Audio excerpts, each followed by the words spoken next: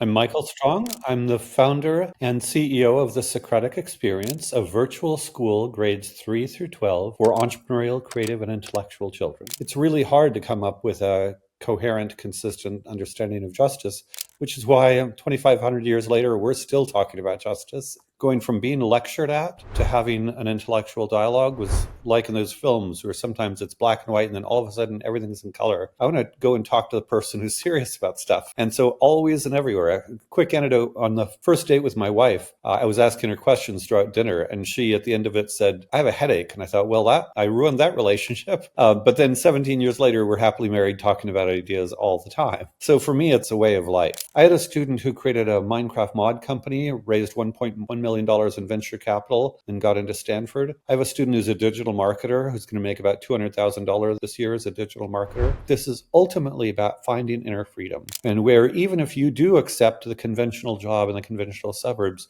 if you've decided that's the right path for you, then you might be completely free. Welcome, Michael. A pleasure speaking to you last time. I'm looking forward to just sitting down and chatting today. I think the best place to start initially, Michael, would just be to introduce yourself and a bit about what it is you do. I'm Michael Strong. I'm the founder and CEO of the Socratic Experience, a virtual school grades 3 through 12 for entrepreneurial, creative, and intellectual children. I love it. Very concise, Michael. And I really want to get into this because the Socratic method, if I think for those of our viewers who are not familiar with that, but when I spoke to you, I was like, that's the questioning method, isn't it? But maybe you'll be able to unpack it in a much more eloquent way than I am. Well, famously, we have our best knowledge of Socrates through the works of Plato. Yeah. Socrates was a man in Periclean Athens who walked around and talked to people in the agora, the marketplace, and he would ask them, what is truth? What is justice? What is goodness? These sorts of things. And they would come up with answers. And it turns out that often their answers were not entirely coherent. So, for instance, some people would say justice is treating your friends right and your enemies badly. But then he would say, well, what if your friend is doing something that's not good for them? What then? And so forth and so on. It turns out that it's really hard to come up with a coherent, consistent understanding of justice, which is why 2,500 years later, we're still talking about justice. But yeah, Socrates asks people about what they believe and why, and it's very generative. The philosopher mathematician Alfred North Whitehead said all of Western philosophy may be seen as a series of footnotes to Plato. And I would broaden that all of Western civilization may be seen as Socratic inquiry.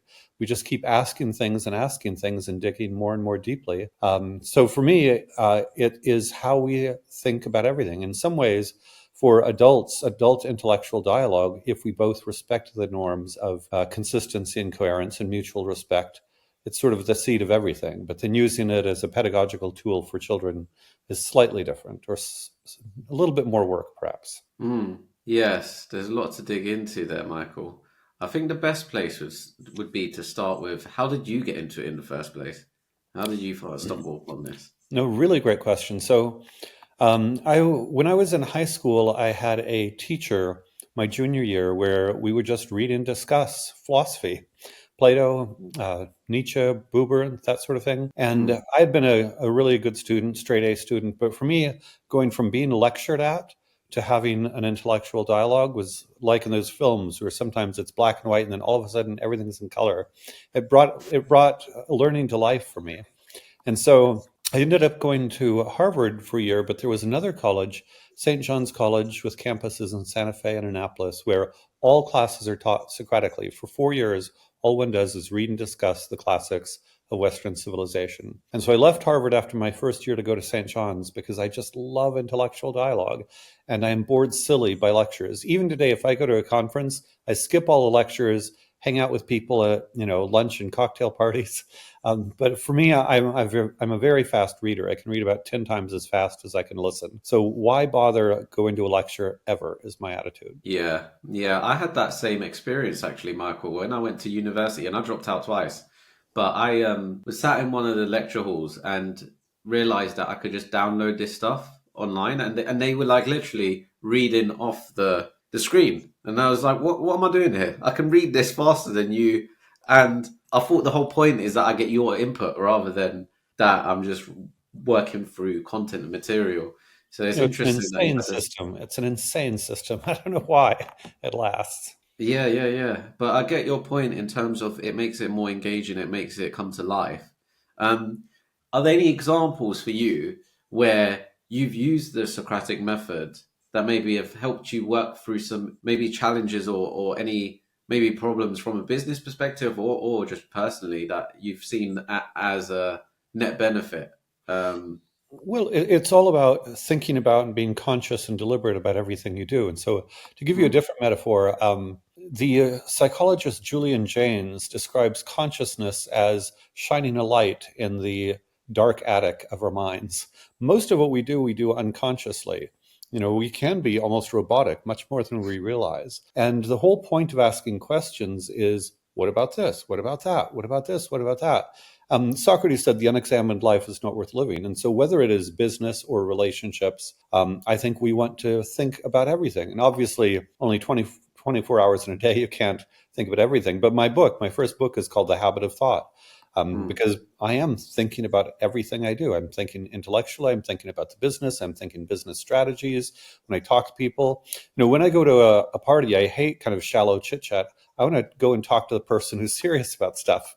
And so always and everywhere. A quick anecdote on my first date with my wife. I was asking her questions throughout dinner, and she at the end of it said, "I have a headache." And I thought, well, that I ruined that relationship.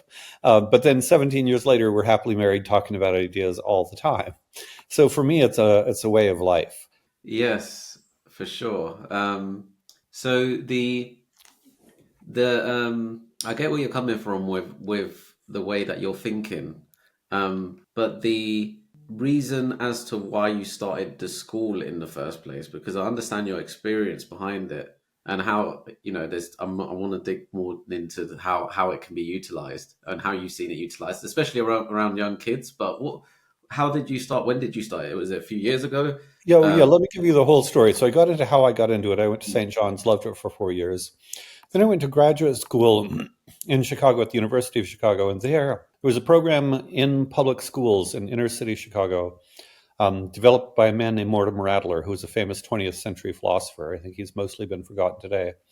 But we were leading Socratic seminars in public schools, and I felt like I was liberating prisoners. I'd go into these classrooms, and these kids would just come alive. That led to a job training teachers in Alaska to lead Socratic seminars. After doing that for 3 years, we were on grant funds. We ran out of the grant money. And then some parents loved what we were doing so much, they asked me to create a school, a private school based on Socratic dialogue.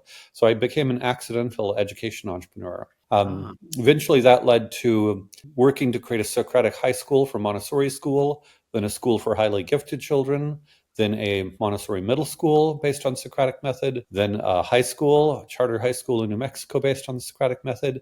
So willy nilly, I did a lot of these. Then I met John Mackey, the founder and CEO of Whole Foods. He'd created a grocery store. I'd created all these schools. So we created a nonprofit to promote entrepreneurial solutions to world problems. That was kind of a detour. But then I got back into education about 10 years later, created another school here in Austin on Socratic dialogue and creative and entrepreneurial projects. That was essentially taken over by or adopted as the model for the high school for the largest Montessori network in the US. And when COVID hit, everyone talked about how terrible online education was. It turns out Socratic dialogue works well virtually. So in October of 2020, I created the Socratic Experience with 3 students out of my personal network and my credit cards. And then eventually I was able to raise now $2 million. Dollars. We've grown to 120 students from around the world. So yeah, it was a lifetime adventure of doing these brick and mortar schools. And finally, I'm virtual. yes. Um, on that point, because you mentioned Montessori a few times, and this is something that my business partners mentioned to me as well. But maybe you could unwrap that a little bit because when he mentioned it to me, I was unfamiliar with the term, and it was something that was unique and different because that's not something that I think comes across everyone's desk. Yeah, Marie Montessori was the first woman doctor in Italy in Mm, the late 19th, early 20th century. She was originally working with kids with disabilities and then ghetto kids. And one of Mm. the things she realized is that kids have a natural sense of order. So, for instance, she'd observe these kids in the ghetto ordering little pebbles from small to large spontaneously. And so she designed a program for young children based around the natural inclinations of young children. And one of the things that I find most exciting about it is she's all about preparing an environment, creating a learning environment in which children spontaneously learn. And it sounds too good to be true, but I think every educated adult should go visit a Montessori preschool, because one will walk into a room and see all these children working on their own. Maria Montessori's slogan is, "The sign of a good teacher is the children are working as if I'm not there." So in a well-run Montessori classroom, the teacher can back up and the kids are just continuing to work on their own. It's really miraculous.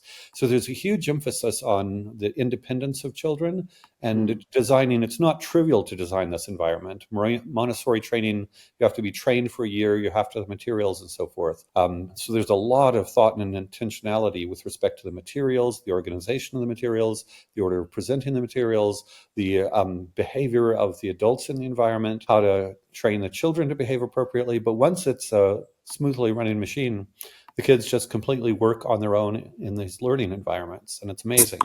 Some Montessorians saw my Socratic dialogue, where you just ask a question and get the kids talking, as a sort of secondary school sequel. Montessori was originally designed for young children. She developed it up through elementary school. And so I've been kind of a pioneer in Montessori middle school and certainly high school, extending her principles on up to serve older children. Mm. And if you was to walk in a room of a Montessori school, what's the difference between that and a normal school, do you feel? Well, in normal school, children, desks in a row, the teacher's in front Hmm. of the classroom teaching them. In a Montessori room, the kids are either having their little rugs, sometimes they have little rugs they roll out, or with older students, sometimes they're in cubicles. I'll give you a concrete example. When I created a Montessori middle school in Palo Alto, at one point, I had the CFO of Pixar as a prospective parent, and he walked into the room, the middle school classroom, and saw all these kids, moving around, doing their own work with apparently no adult leadership. He said, "That's exactly what I want my employees at Pixar to do. How do you make this happen?" So yeah, it's simply, in the best creative workplaces, if you go into a creative agency, you might see people, in teams working on projects, moving from here to there. People have purpose-driven projects and they get stuff done. And that's what young people should be doing. They should be leading with a sense of purpose and getting things done. And so just to kind of connect this even with John Mackey, I co-created Conscious Capitalism. We're very big believers in purpose, whether it's 5-year-olds, 14-year-olds, or 40-year-olds. I believe we should lead purpose-driven lives where, because we're coming from purpose, we're intrinsically motivated. We have a sense for what we need to do and why, and that drives everything. And for that reason, in those systems, you don't need the level of external control. In some middle and high schools, it's almost prison-like, because the kids don't want to be there, and it's lockdown control all the time. Yeah, you could say that's the same as some workplaces as well. Exactly, Very exactly. reflective of that. And Yeah. I've always had that, like you've hit the nail on the head with a few of the points, just in terms of how I felt in certain environments. And I didn't know if that was because of being maybe aligned towards more creative elements, and or whether that's just something that most people feel and resonate with. Maybe they don't express it as much, or because I feel like I looked around and sometimes I just feel like, what is this? Everyone okay with this? No, I really do think that they're creative. There's some people that like rules and order in a Hmm. traditional way. So data point in the United States, 75% of high school students are unhappy in school. Two-thirds are not engaged in learning. There's a 30% increase in suicide rates for teens during the school year. So, from my perspective, it's a catastrophe. On the other hand, 25% seem to like it. And so, going back to your point, there are some people who loved high school, and again, there's some people that love the order, love the rituals, turning things in, getting a grade from the teacher. On the other hand, I think creators and entrepreneurs in particular don't like it. Most of my parents at the Socratic Experience are creative and entrepreneurial parents. So very often I'll get on a call with the parents, an initial sales call, and they'll talk about what they love about, well, what they hate about regular school and what their child needs. And then I'm explaining what we do, and they're nodding along. And like 10 minutes in, I'll say, I bet this person is an entrepreneur. And, Mm. they're not all like tech entrepreneurs. Sometimes they're real estate agents or they have a small business or whatever. But I think people have to create value on their own, want their kids to be actively building in some sense, even as a young person, rather than being told what to do all day. Yes, I feel like it's kind of like an active expression. The You're finding your own paintbrush and your own canvas, and there's so many different ways you can do it. It doesn't have to just be through, you know, a pad and a pen.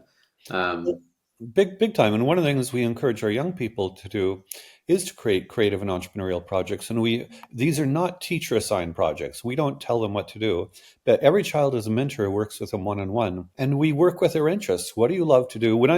I meet a child, the first thing I ask is, what do you love? What are you passionate about?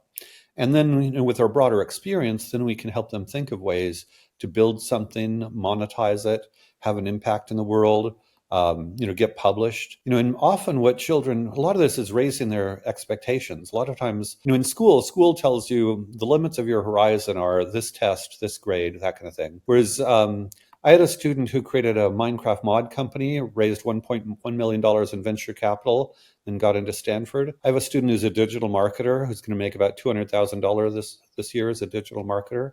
I've had students who write novels, published articles in mainstream publications. I have a student who makes knives. He melts the metal, polishes the blades, creates handmade handles, and sells them on a professional website. So teenagers can do real things. And one of my rants is in traditional cultures, at 12 or 13, kids, the boy would go out and hunt his first deer.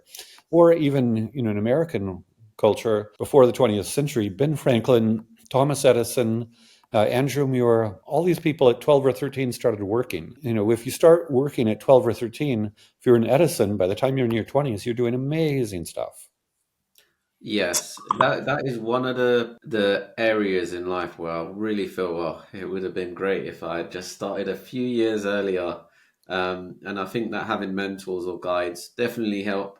Definitely the environments you put yourself in for sure are are a factor as to how you progress through life. Like you said, with the whole being kind of the test being the determinant by who you're going to be. I remember being in schools where, it was back then as well. It was especially about, hey, you taking these kinds of subjects because they're more aligned with growth potential, as opposed to I was into art. I wanted to do art and design and technology, but the school was kind of persuaded me to do history and geography because I was maybe a bit more academic than a lot of the other students there. Danger or maybe controversial opinion is I don't think you should be looking forward to retirement. I think you should just be enjoying every day of your life, and I think that comes from being able to be creative and doing different things that may not necessarily be like a direct path in life, but it provides value in its own shape and form. And I think if you're passionate about what you do, you Absolutely. in itself it provides value, right? Oh, I always say I want to die with my boots on. Yeah, yeah, Just, yeah. yeah, and it's not even on. No retirement is on the horizon. I'm going to create and keep creating forever, and it is fun. I love my work. I love working with kids. I love thinking about how to spread this to more kids. I love getting kids to think and create. It's so much fun. I describe myself as an entrepreneur of happiness and well-being, and so the more we can spread happiness and well-being, why not? Why would one ever retire? And so I think that whole model, obviously, if you're doing something physically onerous, your body may break down and you have to retire, but for kind of intellectual, creative entrepreneurs, there's no end in sight. You just do as much as you can for as long as you can. Yeah, that's one of the things I think that's really fascinating about working with the brain is that it's like even if you can't walk or do anything else, even the hands, right? I used to think art and I was like, oh, but if for whatever reason my hand breaks or whatever, like I won't be able to draw, right? But having the ability to just be creative and free, I guess entrepreneurs are like that. They are able just to challenge themselves that way. Then you can continuously work on something, work on improving, and that can be in itself fulfilling. You said that point that I wanted to bring back, which was kind of finding your purpose. And I'm big into like I went through that stage of self help books, Tony Robbins to who else did I read? Rich Dad Poor Dad, Chicken Soup for the Soul, Jack Canfield. I think those Yeah. are loads. right? But that life's purpose, and I think this ties in with the questions you talk about, or the Socratic method in specifically. What are the questions that someone can ask themselves? I don't know if this is just off tangent, but like one of the struggles that I had for a very long time was, what was my purpose? I could say the general ones, right? Like, I want to make the world a better place. I want to make sure my family's doing as best as possible, right? Those are, good, strong purposes. But I feel like the more specific you can get towards a certain direction that is more focused, the more your purpose starts to show itself, if that makes sense. Very much so. And I do teach a purpose class, and it's 30 I might minutes a need day, 4 to 5 days a week. And we go through, there's a famous Ikigai or purpose diagram, the intersection of what do you love, what are you good at, what does the world need, and what will the world pay for? And that is a to. good framework because you have to love what you do. You could believe it is good to, do X, but if you hate doing it, that's not going to work. So it has to be something you love. What you're good at, we're all more purpose driven if we have a sense of competence. If we feel incompetent, we're not going to go anywhere. So we have to have a sense of competence. What will the world pay for? I do have creatives, and I say you can still be a poor, starving artist, but life's better if you get paid for what you do. And then, what does the world need? In some sense, contributing to the world. And that's a big question. It's the biggest and least defined question. But you want to contribute to the world in some way. And then as you look through what the intersection of those are, you might have to create something new. And I think that's the hard part. I think a lot of people just take what's out there as what's available. And, I described my life creating these new schools, and it was not easy. The first year of creating a new school is absolutely brutal. But the reason I started creating my own schools was because I saw that I could not do what I do in the existing system. And so I think a lot of entrepreneurs, again, founding conscious capitalism, a lot of the entrepreneurs who create new businesses do it because they don't see anything out there that they like. They don't see anything that's adequate. And so if there is some contribution you want to make, and there's no structure within which you can make it, in a way you have no solution, no alternative but to go out and create your own. And again, it's always hard, but it's also very rewarding because if there's a need that's not being met, my favorite definition of an entrepreneur is somebody who stays awake at night thinking about what sucks and how to fix it. And there's so many things that suck, you know. And I would say even if you fail, there's a lot of gratification in really giving your best to try to make something better.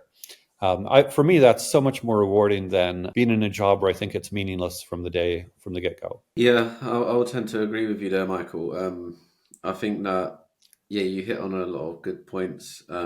There's so many things going through my head at the moment because I've got tons of questions to ask you, like, what's your life purpose, Michael? But also the questions and the kind of dialogue of today. I guess a lot of people are out there and will have strong opinions on things. I think that especially with social media, that's a thing. And what you're saying and what I believe you to be saying, and maybe you can correct me if I'm wrong, but it's like questions are a good way of diving deeper into some of your opinions. A lot of people, I feel, or a lot of media would have you believe, maybe, or at least it contributes to the fact that people can jump to and strengthen their opinions and more be, rather than questioning, trying to say stuff, right? Hmm. So I'm sure there's a lot of people that are self-aware of that and they would love to become more curious and aware. What are the types of ways you can start going about this? Is there Yeah. anything that you found that helps to take So the first steps? so many things. I do want to back up just a bit to what is my purpose. So Yeah, yeah, really, yeah. entrepreneur of happiness and well-being. When I talk about 30% of kids commits or 30% increase in teen suicide, give you a very concrete anecdote. A lot of people think these are just numbers, rhetoric. I have a admissions director who is incredibly committed to our project. She's been working with me for 3 years. Only this week did she tell me that as a teen, she was at risk of dying because she hated school, got in trouble, was doing terrible things. And she's so committed to our project because she feels as if finding somebody who cared about her as a teen is what saved her life. And so I could go on and on, but I would say for me, this is not rhetoric. This is very direct. So many kids, I've worked in classrooms where so many kids are so miserable. And I've had kids where they were anxious, depressed, suicidal. They came to one of my schools, happy and well within a few weeks or months, sometimes no longer need medication. So huge, huge. And I can't tell you how gratifying it is when I'm on a call with a parent and their child is miserable, depressed, hasn't been in school. And I say, well, we don't have to do that. We can just do this. They're like, what? Or I sit and talk to a kid, hey, I love learning, I hate school. And he's like, what? Somebody created a school who hates school? How cool is that? No, I have a lot of fun with it, a lot of fun with it.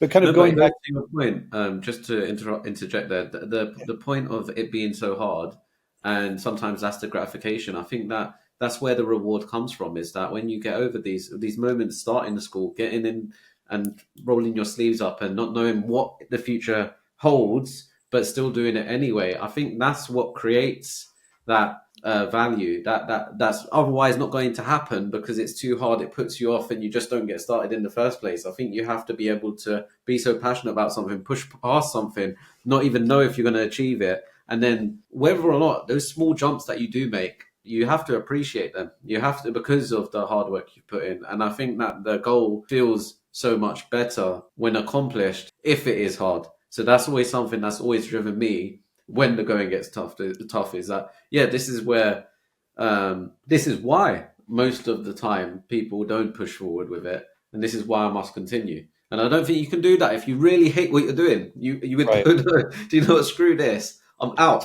I'm done. So totally, yeah, totally. I can imagine that being very powerful for the lady you mentioned, where she's experienced it and then she's helping people on the other side. That would be a massive fire to just keep Huge. going no matter what, man. So Huge, exactly, yeah. exactly. And then connecting to your other question about questions and how we can, I would say it's how do you discover your true self? Again, Socrates said, know thyself. And the opposite, I think, is I think a lot of people get caught up in status and money games where Mm, they think they have to take this job, they have to wear these clothes, they have to have this car. And because the status and money games dictate their life, they may suffer in quiet misery for years or decades or a lifetime, where what they need is they need to have people with whom they can have honest conversations. Do you really love your job? No. Do you really believe this is necessary? No. What do you really care about? So I think in a way we need to have, we're social creatures, but if our social life is all, my status is better than your status, that kind of thing, then we're stuck. But if we can have friends, educators, family members, therapists, with whomever, where we can have honest conversations about who am I really? What do I really care about? What makes me feel alive? What do I believe is morally worth doing, and what do I do is harming the world? If we, and these are not easy questions. I think, a lot of times people, this is right, that is wrong. No, a lot of times there's a lot of nuance. And so I see these having conversations where we ask each other these questions in a caring and yet authentic way. You kind of sort through all the garbage. When I went to St. John's, when 4 years of Socratic dialogue, somebody described it as 4 years of having your most sacred beliefs ripped to shreds every day. But because part of that is too, it's not just status and money, it's also we get stuck in certain beliefs and mindsets. And I see this as kind of what do it really matters to me? What do I really believe? And I see this as a path to original thinking. A lot of people, oh, how do you be creative? How do you be original? A lot of it is finding who you are and getting rid of all of the crap of society. And it doesn't mean you have to reject everything. Maybe, your house is completely conventional. In a lot of ways, people are independent thinkers.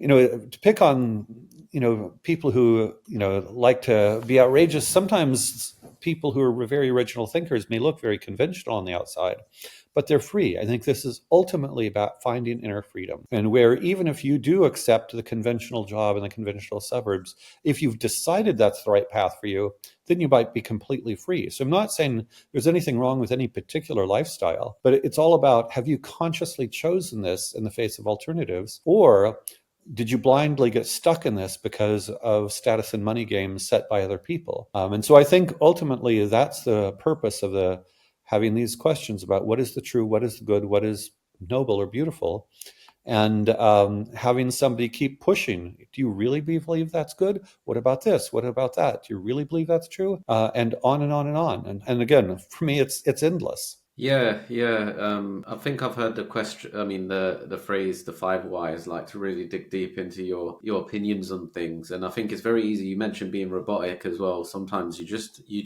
without even being aware of it. Like I've been in those situations where I've read something in media, and then all of a sudden I've got this emotional attachment to something I don't even like. It's on surface level. I don't even understand it completely, even though I know that that's what that's meant to do, right? You Mhm. can still be affected by it. The same with the status, the same with the money, right?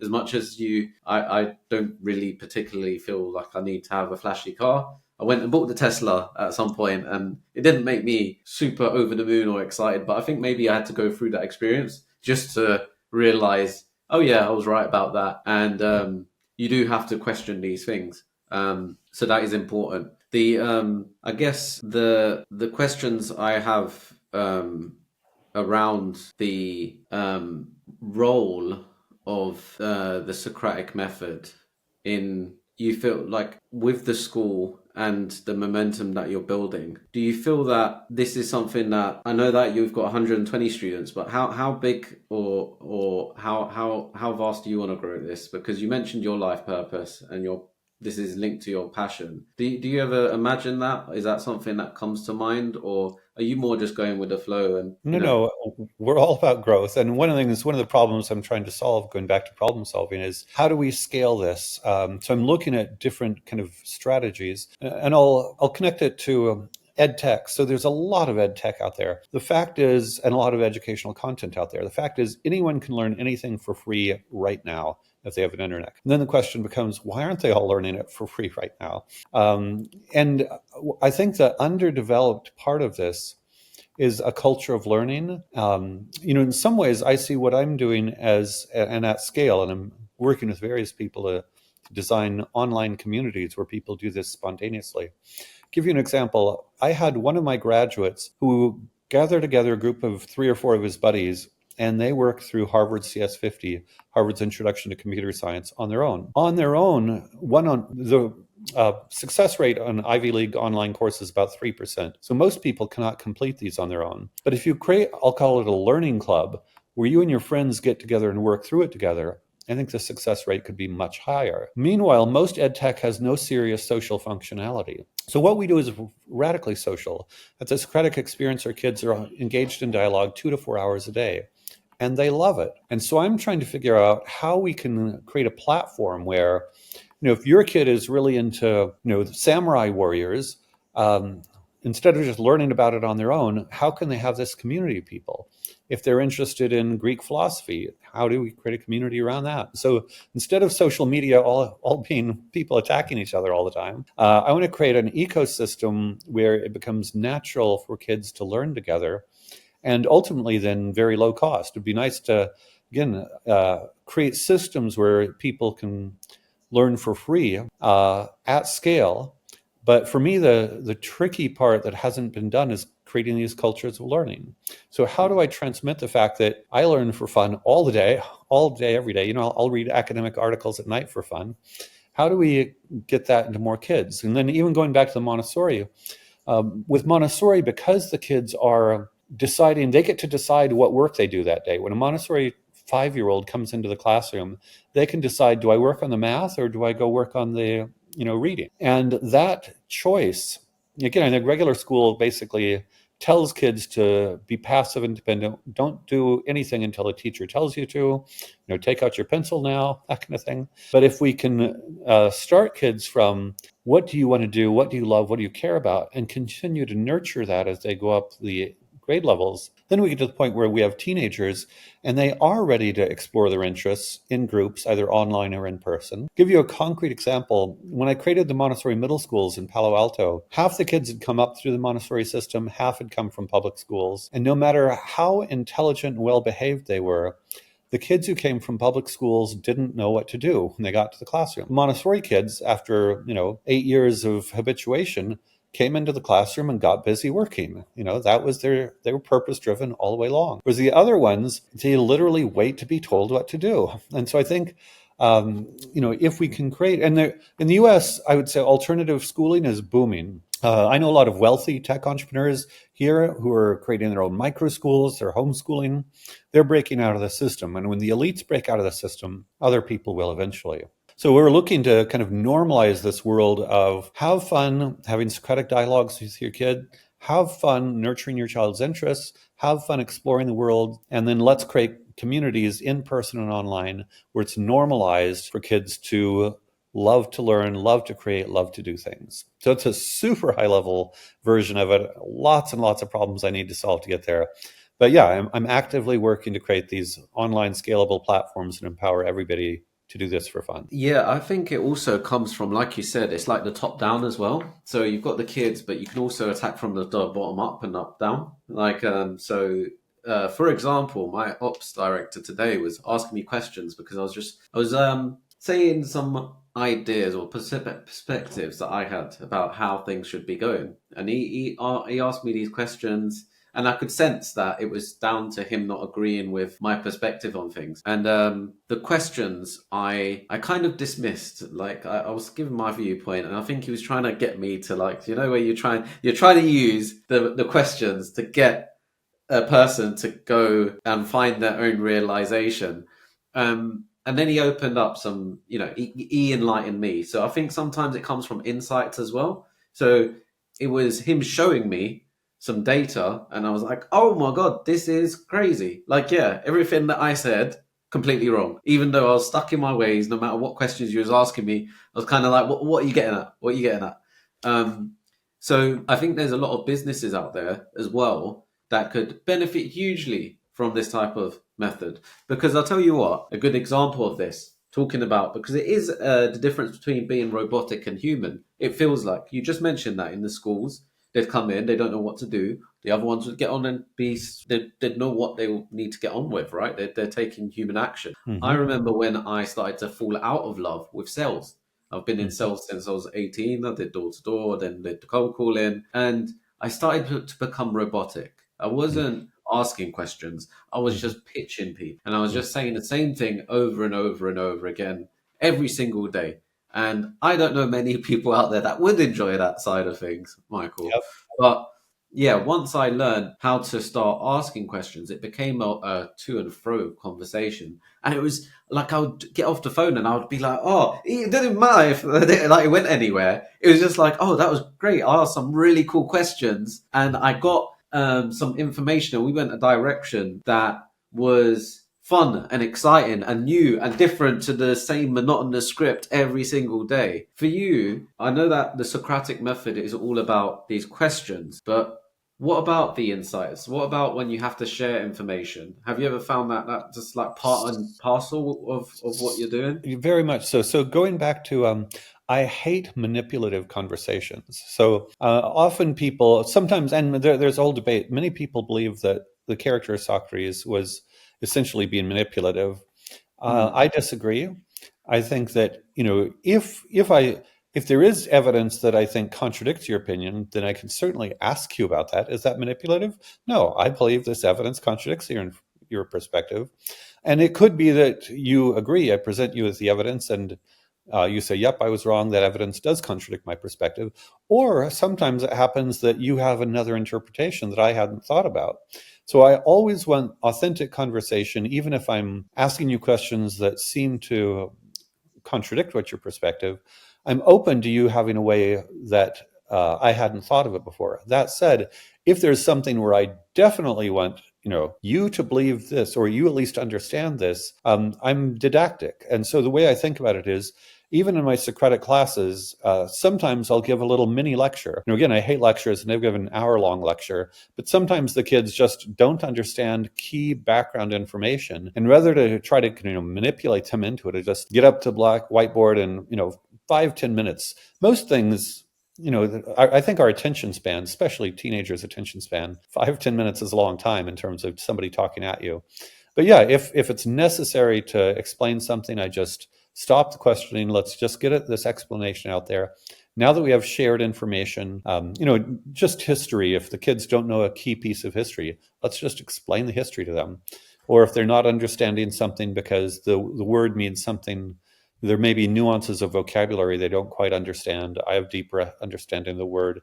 So I'll give, oh, well, actually, here the word means this because of this history, yada, yada, yada. So yeah, if I ever feel like I'm starting to be manipulative, then I just stop what I'm doing, give a quick lecture, and then go back to a place where I can be authentically interested in their responses. So that's my quick version of that. Yeah, so that's all about perspective, isn't it? It's like for me, I never saw it as being manipulative. I think actually it's beneficial, especially if you've got something that you want to share, but you're not jumping straight into it. You're asking the questions first to try and discover a bit more about someone else's perspective. There was a YouTube video I watched where it was this CIA agent or something who was talking about there's a difference between perspective and perception, and you might have your own perception on things, but the perspective someone else might have can be completely different. And if you're able to share their perspective and put yourself in their shoes, that helps you understand it from a different point of view, which is very powerful because I don't think many people do that.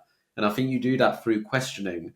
And it's just similar in sales, right? When you're, I hate the word objection handling. Again, it's my perspective on things, but I think it's an opportunity for learning. Someone says they don't agree or they've got hesitancy or they're reluctant or they don't see value in it. Interesting, right? Why is that?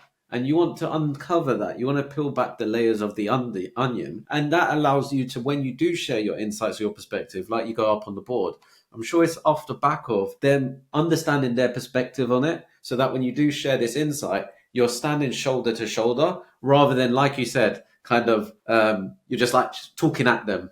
You're talking with them about this concept. And I think that's really, really powerful. And a lot of the time in classrooms, it is you being talking at, it's not Big time, with. big time. Well, I think both in education and in sales, relationship is primary and understanding the other person is primary. And so I think, I always work to understand the person I'm interacting with. And once there's a relationship, we're connected, and I understand you and you understand me, then communication is so much more effective. Yes, it's like you're paying respect to the relationship, and I think everyone appreciates that, especially when everyone is seeking that social connection in some shape or form. And I think questions are the basis of that. So bringing it back around to the challenges you mentioned in terms of like you're looking to scale this out, you see the value in it. This is probably you mentioned the problems that you probably lay awake at night thinking this sucks. How do I get it Mhm. out to more people? What is the? I mean, do you have a goal in mind that you'd love to reach 1,000 people, 10,000 kids? Is it kids? Is it people in general? I would say, I mean, my greatest urgency is kids. I would say secondary. I've got a little bit experience with younger children, but mostly it's secondary. And again, I think adolescence in the United States is a catastrophe in many ways. And so, really, it is liberating the prisoners. And I would say one of the challenges, so I do want to create a platform that is scalable and get as many people as possible out there. And there are a couple of things. One is people need to believe that they can get, say, a great high school education without going to regular school. So there's sort of an authorization and permission to do this. And I've got, my own authority, and we can provide standard high school credits for a lot of self-individualized learning, things like that. But I think the other thing is community, again, making it, going back to the connection, people are starved for connection. And so part of what I need to normalize is it is an important, legitimate part of learning to have these Socratic dialogues between people. And then, things like math, sometimes you just got to do the math. So, I'm very much in favor of working hard on math. And sometimes that has to be alone. It's not claiming everything is social, but, I think the biggest challenge with existing educational platforms is they're not creating these learning communities. And sometimes the learning communities also need to be fun. And so I'm trying to kind of disembed my own expertise and help other people. A lot of my former students are eager to do this. Once kids have done this for a while, they love asking questions. They love building connection and community. And so I'm looking at various ways to provide materials so that anybody can do this. I Mm. have a YouTube channel, Socratic Michael Strong, where a friend had a daughter and he loved what I do and he wanted me to work with his daughter. So when she was 4 years old, I began having 10, 15-minute Socratic convos with her and posting them on YouTube. Now she's 12. So I've got 8 years of dialogue there. And right now it's just raw. I don't edit it or anything, but I'd love to help provide parents with resources so they can have this intellectual connection with their child. And by the way, at 12, she's taking Harvard CS50, a Harvard course at a 12 as a 12-year-old. She's written 3 novels. And so the other thing is when parents get to the point where, yeah, you can have fun intellectual dialogues with your kid, you feel more closely connected, and they outperform regular kids at school. In the meantime, with teenagers, the same thing. You could have more fun and actually be more successful. It goes back to, I expect your experience in the kind of creative entrepreneurial workplace. There's some workplaces where life is miserable and you're ineffective, whereas if you're in the right, community of people that are driven, making things happen, you're actually way more effective while having more fun. And so, it's kind of, how do we flip that switch? How do we get more people, in my case, mostly children, K-12, to flip from locked in miserable to the system to liberated and having fun? And there are failure modes. Sometimes kids just goof off. Sometimes kids become addicted to video games. And so a lot of this is, right, how do we create an online environment where it's not just me or my students or the people I hire? Because right now, if I have to hire full-time people, it is expensive to do this. Whereas if in principle, anybody can learn how to do this for free, and I'm certainly believe that's true, then how do we create a community? So I've thought about, for instance, having people rated for the quality of their leadership. So you could imagine, you're a kid in the UK and, maybe you want to be the best Socratic leader among all 15-year-olds there. And pretty soon everybody's paying you something. A kid who's 15 to get paid to lead Socratic discussions, that would be cool, And so I think the cost could be way less than if they have to hire adults with families to lead these things. So just a quick thing, there was Joseph Lancaster was a working class British kid around 1800 where he designed a system of students teaching students where you'd have teacher-student ratios of 100 to 1, 500 to 1, 1,000 to 1, simply because you'd have tiers of students teaching students. And his version was fairly rote learning, but still, in order to get the cost down, that's how you get the costs way down. And, in many ways, a child who's, 3, 4, 5 years older than another child has more authority.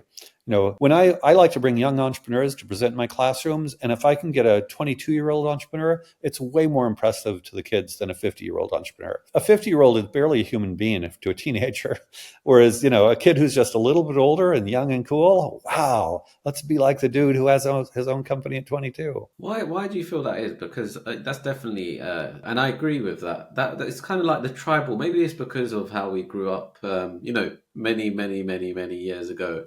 It's just that tribal mentality where you've got the older kids looking after the slightly younger kids, and then there's just generations looking after the previous generation, rather than kind of we've now transformed where it can be like five generations looking after the youngest. But I've seen it with kids. You see it. They few years older. Those are the superstars. Those are the all stars. And that doesn't really change. You're right. It's like. No, Maybe because it's within grasp. Is it that maybe it? Yeah, well, it's very biological. I actually think the reason peer pressure, backing down to peer pressure, and then we go to the few years older, with peer pressure, those are the cohorts where you're in sex and status competition. And so, you're mating the people with whom you want to compete for mating opportunities. Going very biological are those basically, within a few years. But then the ones who are successful, a little bit older, your role models, those are the people that won at the game. And things change. And so, right, somebody who's decades older, we have no idea if they knew how to win at the game that you're playing right now. But the kids are just a little bit older than you that are doing well. Those are the models. Those are the role models because somehow they figured it out. So if I can be like those who are a few years older, then I'm more likely to win in my cohort. I think that's all subconscious and biological, but incredibly powerful. Yeah, I never thought of it that way. It's true. It's like, oh yeah, they're closer to playing the game that you're playing. So you feel like they've got more of the answers than maybe someone who's a few games out. Exactly. Well, ultimately, yeah, I want the cool kids to be focused on learning, but some of this is fun, cool learning. Because if we have kids imitating the fun, cool kids focused on valuable learning, get peer pressure going our direction, there you go. That's how you get these learning clubs that are cool, fun, productive. Again, going back to the creative workplace, and there have been a number of TV shows about creative agencies because they're cool places to work. They're people doing fun, cool, imagine new branding, new marketing, and that kind of thing. And if you get that vibe, entrepreneurship too, young entrepreneurs have often been cool in the last couple of decades. And so, as an educator, forget, the curriculum and grades and all that. How do we get the cool kids doing the cool thing so other kids want to do the cool thing in the right direction that's productive? And it may sound a little bit glib, but that's very much, I think about the social logic of learning Mm. communities.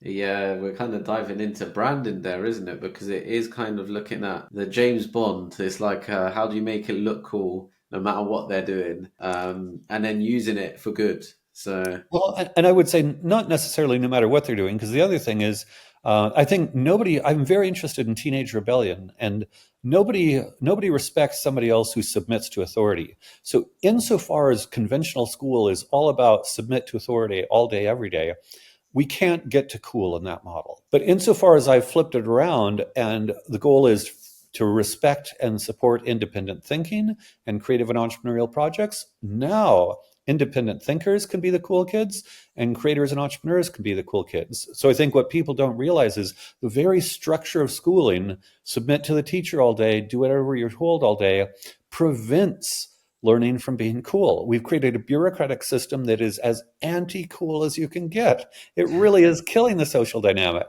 It's all about flipping that. so you mentioned the scaling and looking at ways to do it for free and exploring how a few years above can kind of and you mentioned that school. I've never heard of that before, so I'm going to check that one out. Where they were able to manage so many kids in with Joseph such a Lancaster. Yeah, yeah, Joseph good plan. Lancaster. I'm gonna have to check him out.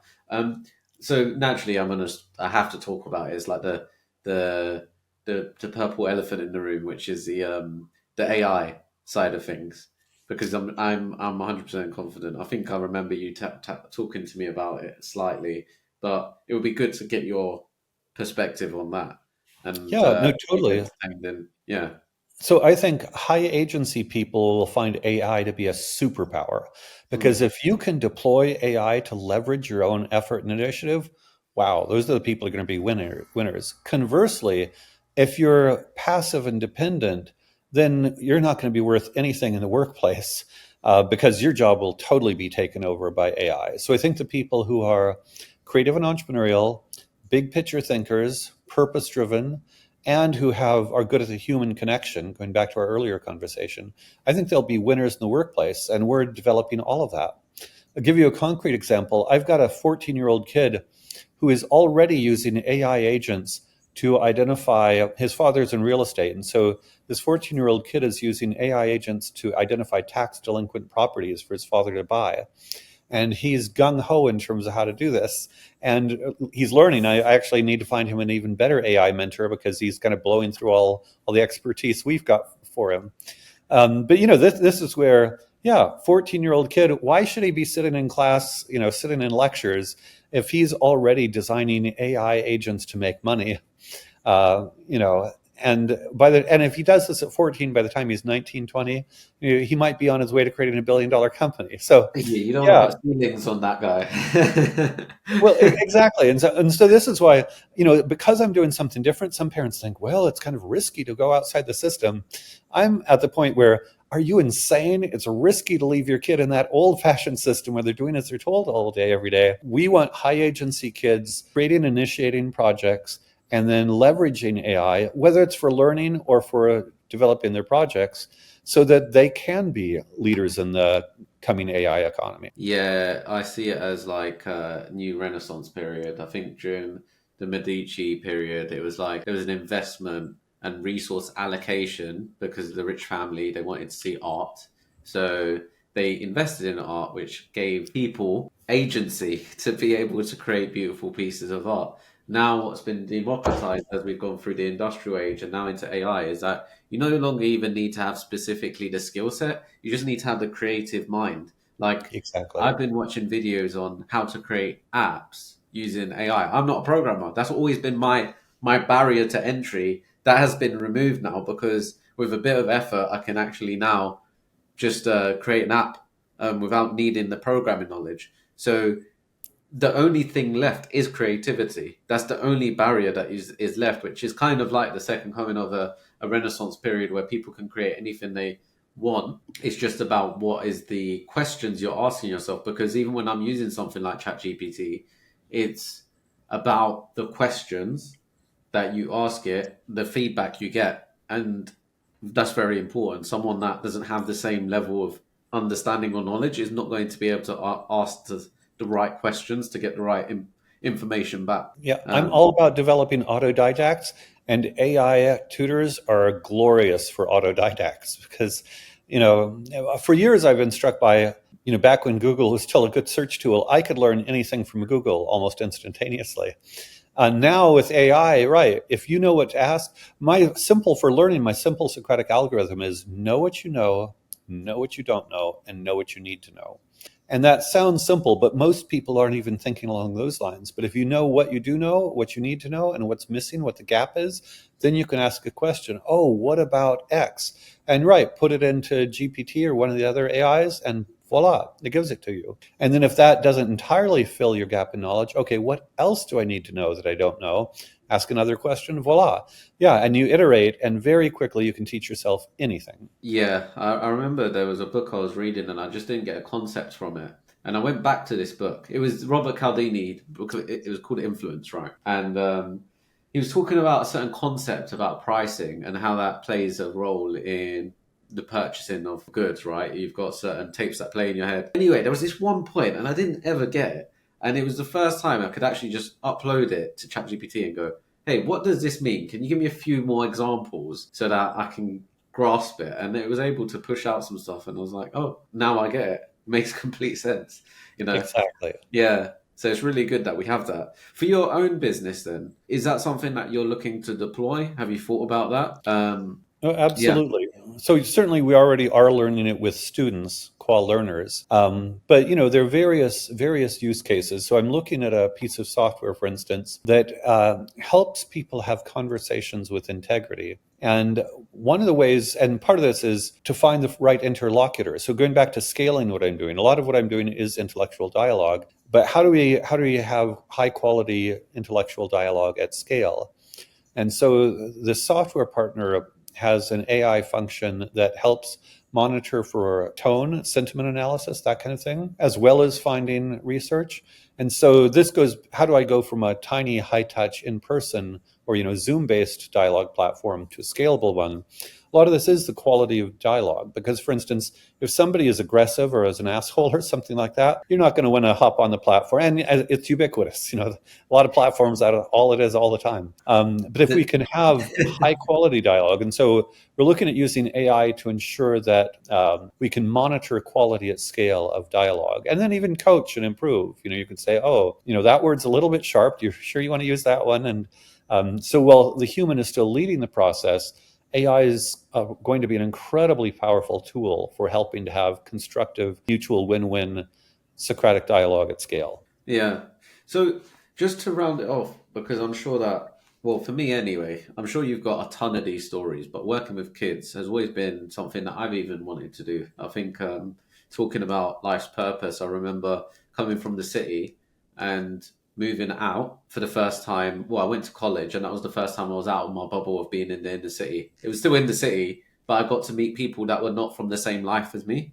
And fast forward a year later, I went to a bit of a park really, and it was the first time I was like surrounded by trees, and I thought, oh wow, these little moments in life where your bubble bursts and you're given a different view of reality is like really important, and I would love to do that. Like I've always thought about that. Is like for younger kids is have that ability to just share with them different perspectives. For you that has actually done this, is there any stories? I mean, you've shared a few today, but is there any stories that really stand out in terms of just moments that had you kind of just in awe or made your jaw drop? So one of the reason my first book is The Habit of Thought from Socratic Seminars to Socratic Practice. The reason I wrote that is I was going into public school classrooms and leading Socratic dialogues, and there was one point in Alaska when I went into a class of high school juniors and I started, leading this conversation. And towards the end of it, the student said, "This is the first time in my life I've ever had an adult listen to me." And these kids are, 17. And they said, "Teachers don't listen to me. Parents don't listen to me. My boss doesn't listen to me. My minister, preacher doesn't listen to me." And I thought that's extraordinary. And even allowing for the fact that maybe kids complain sometimes, it was striking. Again, go back to liberating prisoners, but have these kids say, "Wow, I feel listened to." And I do think, again, that's the structure of all these systems. And even, I'm working with a 5-year-old of wealthy tech billionaire here in Austin, and he's disclosing all these things to me. He's telling me about his dreams, about his school day, and he'll tell me all kinds of things he's not telling his parents. And why? Well, I listen to him. So sometimes I describe what I do as Buberian Socratic after Martin Buber. Martin Buber was all about I, thou, the dialogical relationship. Everybody wants to be seen. And I have found that it's so simple to see people, to hear them, to recognize them. It's so simple, but so powerful. And so if you combine that kind of relationship, really caring about who people are and what's important to them, with this intellectual process, it's just powerful and beautiful. Wow, you may have changed my new superpower. So I've always had like what would be your superpower if you could choose one? I don't know if you've got one. Have you got any that come to mind? I'd say that's my superpower. Yeah, that's your superpower. I love connecting with kids intellectually. Just love it. Yeah, so I always was like, if I had to pick one, it started off with being able to sing because I'm terrible at singing, and I was like, oh, that would be great if I could sing. That would be amazing. And then I was like, do you know what would be even better than that? Would be storytelling, which would be so much more powerful because you can use it to explain your perspective to kids, to adults, to clients, to colleagues, whatever, is like so powerful. But I think you might have just changed it, and it might be just a superpower of listening. If you're just like really good at listening, and I think everyone's experienced that, where you've just got that one colleague or friend that they just they listen. And they take in what you're saying, and they're not in a hurry to say anything back, and it's really nice. And usually you tend to open up a lot more to those types of people, and you really appreciate it because it feels like you've gotten something off your chest a lot of the time. I totally want to add to that. Sometimes people regard the questions as kind of an interrogation. So I have had people freak out about the questions, but I listen. I certainly listen, just like you said, and then follow up questions. But once people transcend that, it feels like interrogation, then they're grateful. I want to understand their world. So I want to keep going deeper and deeper into, who are you and what do you care about and why do you care about it? And how do you think and how do you understand? And I think ultimately, my Socratic YouTube channel, I called it Loving Your Child's Mind. Really loving your child's mind means exploring your child's mind. And I think when people perceive that another person not only is willing to listen to, how hurt or angry they are or whatever like that, but also who are you as a thinking being? Ultimately, it is a form of love to care about somebody else's thought processes. And so I think that's the sort of unusual thing is I love other people's thought processes, and they love the fact that I love their thought processes. Yeah, I love the way that you break it down, Michael, because just thinking about what makes a good listener, because you had a really powerful bit of feedback there from that 17-year-old. I mean, 17 years going through life and not feeling listened to, when I'm sure if you had questioned people around him, they'd been saying, yeah, of course I listened to him. But there's a difference between listening and feeling heard. Some of the things that come to mind for me is like, when someone repeats back what you say, so it makes you, or they say it in a different way, but they're saying it as if they've grasped the information. It feels like you've been heard. And I think what you said there, just in terms of learning to love the way or feel and acknowledge the way people are thinking and explore it, is another way to go about it and just think about things when it comes to listening. Yeah, very much. And we often do reflect back what somebody said before asking a question. So if I understand you correctly, it sounds as if you're saying A, B, and C. Great, thank you. And then go in with the next question. So that's a great practice to make sure. And sometimes you get it wrong. Sometimes I'll reflect back and they're like, no, Michael, that's not what I said at all. Okay, cool. So try again. Let me see if I can understand. Totally cool. Yeah, it's important to do that because it's a lie if we was to say we was always actively listening 24/7, and sometimes your mind just goes like through these gaps, And by you being able to repeat things and being open to feedback, it then helps you realign and get a much clearer picture on things. And I think that's powerful across any type of shape or form of whatever role you're doing. I think that's a very powerful thing. And the Socratic method is something that I'm definitely interested in. And I've read or skimmed some words of Plato and Socrates, and I do love philosophy. And I can tell you're really well read, Michael. So I'm sure that there's a lot of people out there that are chomping at the bit that want to listen or hear more from you. Where do people go to just find out more about you? Where's the best places? So you mentioned your YouTube channel was one. Where's that? What's Yeah, the channel? so Socratic Michael Strong. Just Hmm. search for Socratic Michael Strong at YouTube. I'm also very active on Twitter, x.com, under @flow idealism. And my website for our school is socraticexperience.com. And so you can go there and learn more about our program. And then we also have content there. So YouTube, Twitter. I'm also LinkedIn. So, follow me on the various social platforms, and I'm producing a constant stream of content. Yeah, you got a very easy name as well, Michael Straw.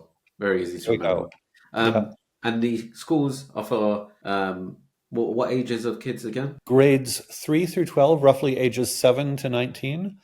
So, yeah, if anybody has a child between, say, age 7 and 19, get in touch. And yeah, we've had people in the UK, have people from around the world. The Asia and Australia are difficult now, but I'm looking for how to get it over to Asia and Australia as well. Okay, so that's another uh, point on the map to dominate, but I'm sure you'll get there, Michael. And it was a pleasure speaking to you, Michael. A real pleasure. Thank you for your time. I know that you're really busy and you've accomplished a lot. I found out a lot about what you've done from whole fields to conscious entrepreneurs, and I'm sure there's many more things I'll learn because I'm going to look into your X account and then also your YouTube channel and devour some more information. So it's been a pleasure, Michael. Thank you. Likewise, Alex. Thank you so much for having me on the show.